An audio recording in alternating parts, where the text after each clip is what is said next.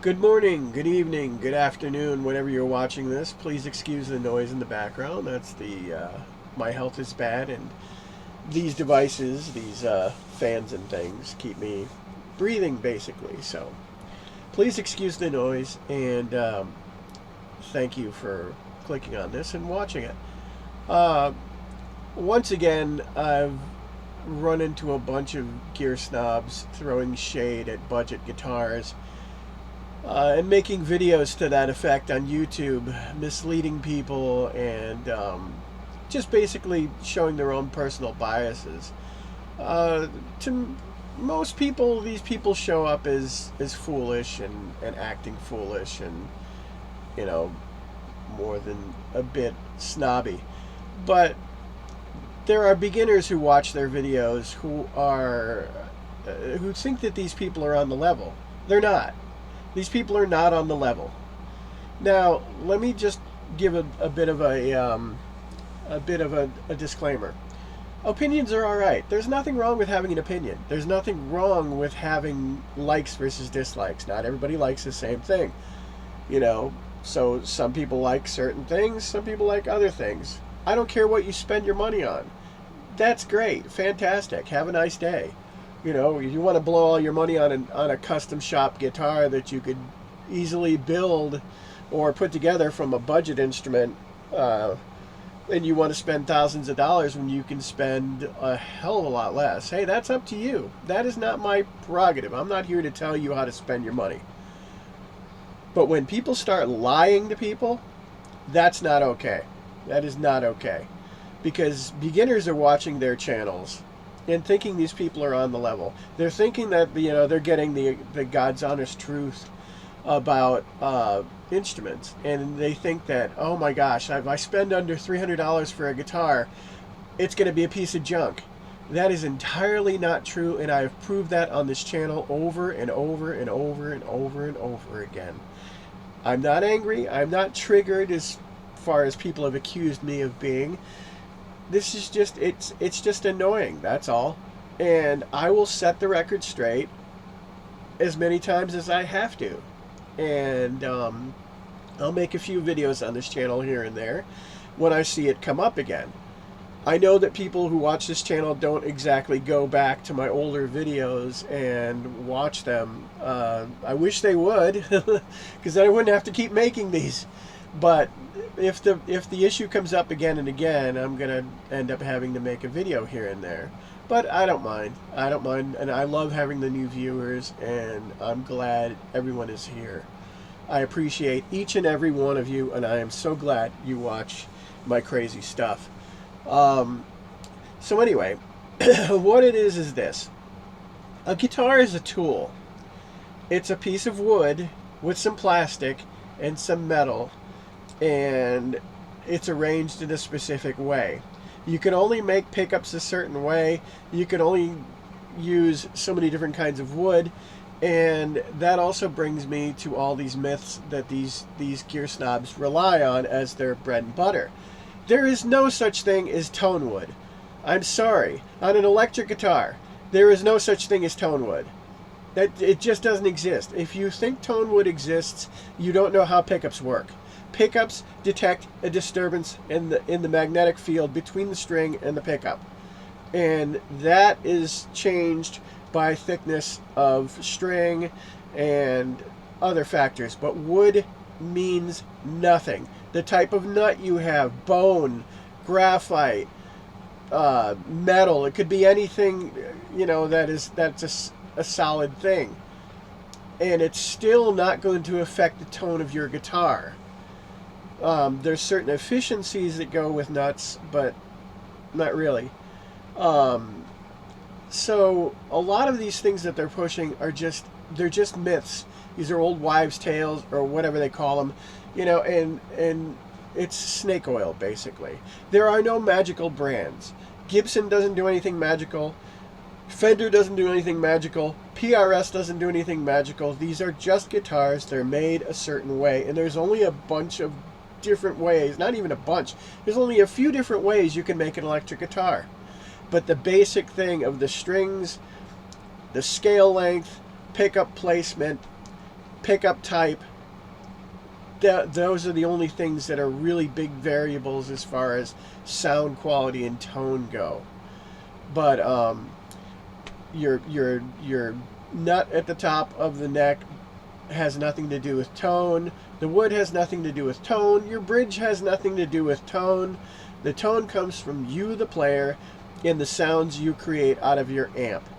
How you play the strings, where the pickups are placed, that's where tone comes from. And your amp settings, the whole 9 yards. Tom Scholes from Boston was once asked, how much of your guitar tone, your signature tone, comes from your guitar? How much of that signature sound comes from your guitar? And he said, none. He said, don't get me wrong, it's a great guitar, it plays well, it feels great, but I can get my sound from any guitar. And I've proved that on this channel too, that you can get the Boston sound from even single coil pickups. I've done that. I've done it over and over again. I've also proved that these budget guitars have incredible sound. I've played Van Halen on guitars that you wouldn't think they'd be Van Halen on. It's the whole thing is, gear snobs are going to say what they're going to say. And they're going to push things like Tonewood. They're going to push things like magical brands because it makes them money if they have a business. And 9 times out of 10, these people that are pushing these videos own a business. They have some way that they're making money off of the gear snobbery, off of ignorance, off of people not knowing any better. They're making money off of that. And hey, that's capitalism. Yeah, I get it. But if you're going to lie to beginners, I'm always going to be there to, as long as I'm breathing and still alive, I'm going to be there debunking you. I'm going to be there calling you out on lies. If you don't like that, too bad. Don't lie to people. But people deserve the truth. The very basic thing people deserve is the truth. And a budget guitar is I mean, expensive guitars are no better than budget guitars, is what I'm trying to say. I've taken budget guitars and I've enhanced them for very little money and very little time invested to customize them and make them as good as expensive guitars. And I've proved that over and over and over and over again on this channel with my videos. But people have some kind of cognitive dissonance or confirmation bias. Cognitive dissonance means that if you have a belief system, whatever you hear that contradicts it, you will completely ignore like it doesn't exist. And confirmation bias is pretty much the same thing. You have a belief system, and if you hear anything that contradicts that belief system, you completely go off the rails. No matter how true the contradiction is, no matter how much it sticks to reality, reality doesn't matter to someone who has confirmation bias. That's what they believe, and what they believe is true, and that's all there is to it. Regardless of reality, regardless of science, regardless of facts. They don't mean anything. It's the feelings are facts thing. They feel that the expensive guitars are better than budget guitars, so that's a fact according to them. So, hey, you know, life goes on. Can't deal with that stuff. But when YouTubers are lying about budget instruments and they're taking huge dumps on them and saying a whole bunch of stuff, and then they act like idiots when you sit there and tell them, it's just like, no, that's not true. Then they attack you on your personal basis, the whole 9 yards. And it's amazing. It really is. I'm not out to personally attack anybody. I just don't like people lying to beginners and to people who don't know any better, who want to learn about instruments. If you spend $60 on a guitar, like the Galeria you see here on the screen, you can make that guitar into just as good as a Fender by a few simple things. Upgrading the electronics is like soldering 3 wires. That's it. You pull out that plate where you see the pickups, and it's all on one thing. You put in another loaded pick guard, which you can get relatively cheaply, which I have done, and you've got a guitar that sounds like a Fender. And mine sounds like a Fender. I mean, I've made a bunch of videos with it. You can hear the results. So, and one last thing. These people that you see that are people considered to be the greatest guitarists ever, 99.9% of them started off on budget instruments. In fact, they started off on instruments that were way less quality than what we have nowadays for budget instruments. And they paid even more back then for them. I know, because I had a Japanese Taisco kind of model guitars by Barth, and the thing was very rough on the fingers.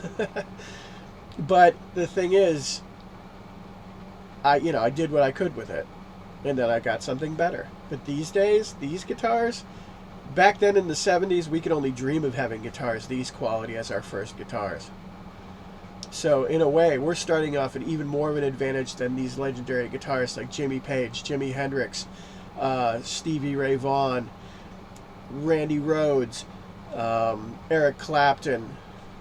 All these people, they started out on budget instruments and stuff that was a lot worse than what we're starting out, that the people are starting out as with today.